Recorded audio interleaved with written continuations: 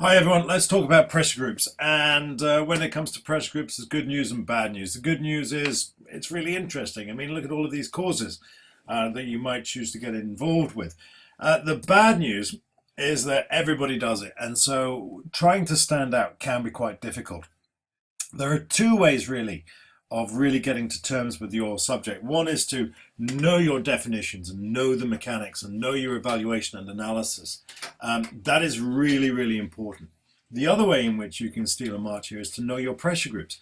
And here are the ones that we're going to look at. We're going to look at Client Earth. Now, this is a very interesting group because it seeks redress through the courts. It tries to force the government to follow Parliament's laws, and where Parliament has written a law and the government's not followed it, then this pressure group will swing into action and force the government to obey that law.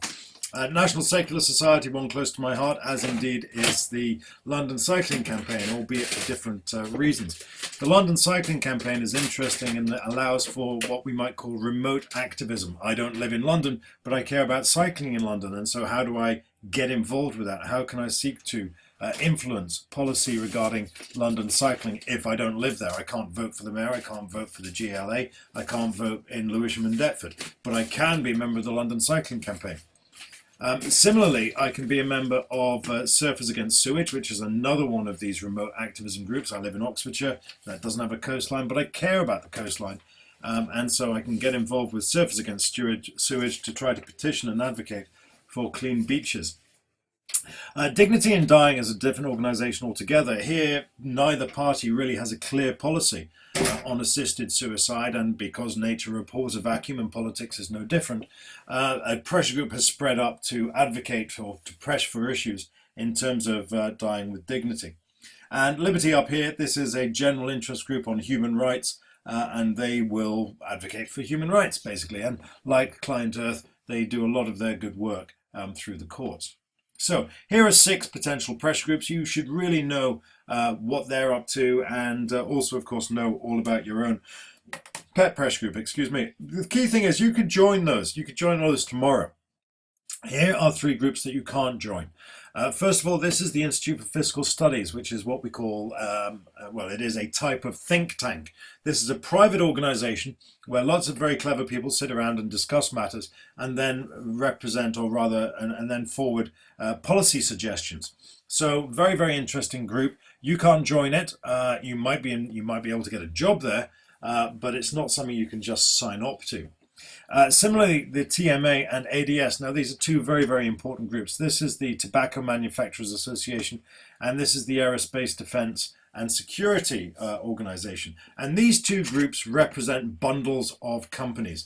This one represents bundles of tobacco manufacturers. This one represents weapons manufacturers. So these guys have all of the aerospace and defense and security groups in them. This one has Philip Morris, British Amalgamated Tobacco, and so on and so forth.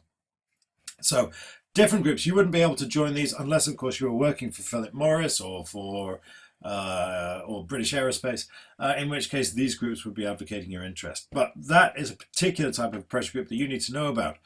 You need to know all of these things. We're going to go through a load of nouns that you need to know, verbs and adjectives. And this group here, these words that you see here, are not, by the way, exclusive. There are more. In fact, there are more where we're going with this. So let's push on. In terms of taxonomy, I suppose the first thing to do is to explain to you what taxonomy means, and that is the classification of pressure groups.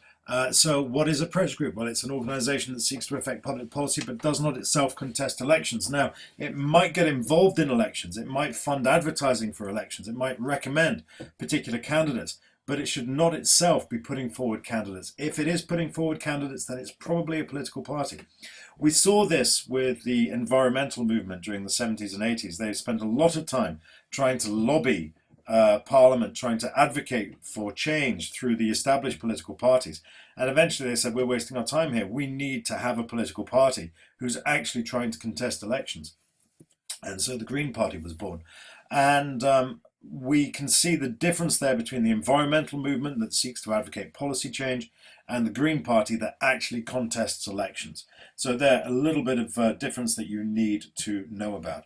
We now move into different types of groups, and the first of those is the sectional or factional group. These groups advocate policy change to the advantage of its members, or maybe a particular group that the members represent, the Royal Society for the Protection of Birds being a good example. The Royal Society for Protection of Birds is not interested in the rights of ferrets or cyclists or OAPs. It's specifically about birds.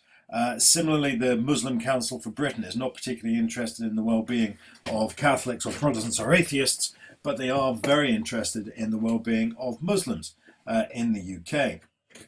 So these are sectional or factional pressure groups who are there to advocate or lobby for the interests of their members.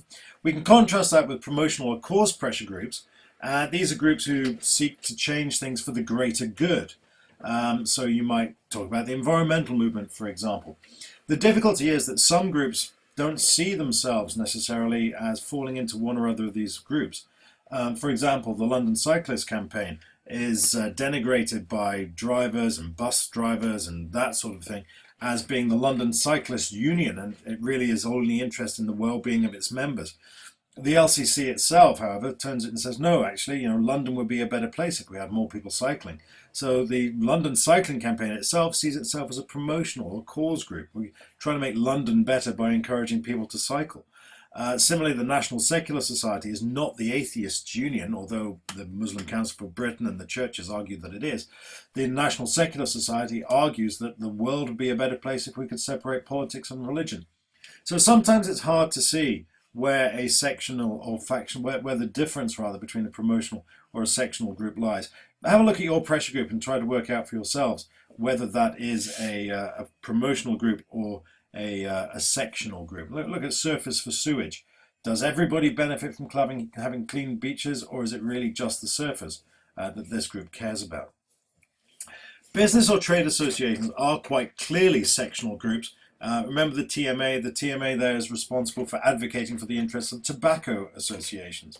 So business and trade associations, and we can extend that to represent trade unions, which obviously advocate for workers within a particular organization. These are sectional groups representing a discrete bunch of interests, be they the workers or indeed the companies themselves within a particular industry. Moving on, we can look at peak and umbrella groups, and these are where pressure groups say, hey, we're all on the same side here, let's group together. And an example of that would be the Countryside Alliance, although I'm not entirely sure what it stands for. And indeed the TUC, the Trade Union Congress, which is an amalgamation of all of the other trade unions that are out there in the UK. Now, I mentioned think tanks earlier. Now, these are organizations performing this research, but you have to remember that wherever we have a think tank, there is always going to be an agenda. They might not be for profit, but that doesn't mean they're not being funded by somebody. And if they're being funded by somebody, then that person will have an agenda. So think tanks are not necessarily the philanthropic, neutral organizations they portray themselves as. There will generally be an agenda. Identify the agenda, follow the money, and you will see where that pressure group is going. Now, sock puppets and astroturfing is not on the curriculum, but you should be familiar with astroturf from general exposure to the internet. Sock puppet is like that. These are sectional groups run as a front for business associations. The Tobacco Manufacturers Association, they're seen as the bad guys. They don't like to be particularly high profile, and so they create what looks like a grassroots movement, hence the astroturf. It looks like a grassroots movement, but it's not actually a grassroots movement. And so in the case of tobacco manufacturing, that's a group called Forest, which is the Freedom Organization for the Right to Enjoy Smoking Tobacco. They get all their money from big tobacco, and they're there as a sock puppet to essentially launder the interests of the Tobacco Manufacturers Association. But don't for a second think this is something exclusive to the bad guys. The good guys do it as well. And so the British Medical Association, because people don't listen to that in the public domain, they've created a sock puppet called Action for Smoking and Health, which goes out trying to convince people not to smoke.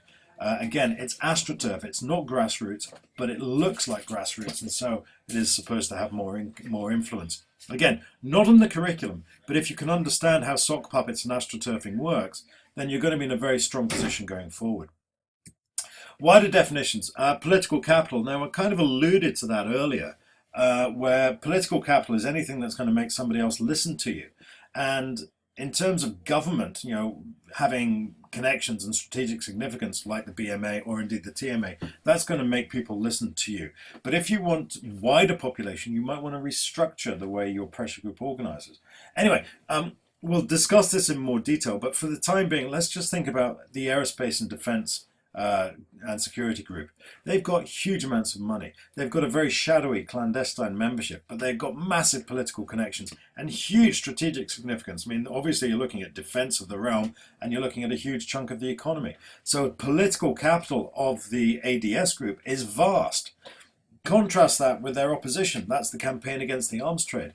They've got no money. They might have a massive membership, but they have got no connections and they've got no strategic significance. And so they've got a vastly diminished political capital, certainly relative to the ADS group that they're seeking to oppose. So while we're looking at pressure groups, remember that for any particular cause, there will always be somebody arguing the opposite. But unfortunately, unlike Newton's third law of motion, they might be opposite, but they're not equal. All pressure groups are not created equal, and that has profound implications for democracy. The establishment is a group that, again, not necessarily in the curriculum, but if you can understand it, then it will help you explain yourself much more efficiently. It's that dominant group that holds power. And in the UK, we might say that it's leading politicians, senior servants, blah, blah, blah, blah, blah. These are the shakers and the movers. These are the people who make the decisions that essentially shape the rest of our lives. Now, moving on, let's just get one thing nailed. This is civil disobedience. This is going out and getting yourself arrested in order to make a point. The difference between crime and civil disobedience is that, while they're both breaking the law, while the criminal seeks to avoid being caught, the being caught is the whole point of civil disobedience, because that generates publicity for your cause. A lobbyist is a professional mediator who a group might use to make their lobbying, to make their advocacy more efficient and effective. And consultative democracy, this is a new thing. We're not fighting the great ideological battles anymore. We haven't got capitalism versus socialism. Socialism's dead. We're all capitalists now, basically. And so in the absence of ideological certainty, why should a political party follow one group or another, one route or another? And one of those is through consultative democracy, and that's before you make a decision, you go out and see how this is going to play with the masses, how it's going to play with the shakers and the movers, how it's going to play with industry. And so it's that consultative model rather than saying, well, our ideology says this, therefore we have to do that. It's essentially a market testing of a policy before it's implemented. Complicated idea, but again, it will be useful when it comes to explaining how pressure groups work nowadays. Last trio of nouns, and the first two relate to how influence is spread out across society. The first one says, well, some people know more than others, and so they should have more power, and that leads to elitism. The second is, well, some people may think they know more, but that doesn't mean they're right. And so pluralism argues that a properly functioning political system, that influence should be spread out across the entire system rather than concentrating in an elite or indeed an establishment. Elitism and pluralism, we'll spend time discussing those in class, but see if you can get your head around those early and you'll be in good shape. The last little noun I want to talk about is the APPG. Again, these are not official. They're all party parliamentary groups. They're open to any MP and all MPs. They're run by members of Commons and the Lords. The key thing is they don't have any money. So any money in an APPG has to come from somewhere. Follow the money and you'll follow where the influence is coming. But again, we'll talk about these as we go through. Petition and advocate and lobby are all variations on a similar theme. You petition government, you advocate for somebody's interests, and you try to lobby public officials. Each of these is an attempt to try to get your point across so you can persuade somebody to think the same way as you. And last two things, and this relates back to the establishment. An insider group has links with the establishment, while an outsider group does not have links. And whether you're inside or outside the establishment will have a profound impact on how you go about your business, how a pressure group tries to seek advocacy and lobbying and petitioning. Now, there's an awful lot of information there to process. You're going to have to try to follow some of those bunnies yourselves. And where you run into difficulty, where you can't get the examples, come and see me and we'll find out exactly how we can put flesh on those bones. But that's it for the introduction. Get your head around that. Come and see me and I'll speak to you then. All the best.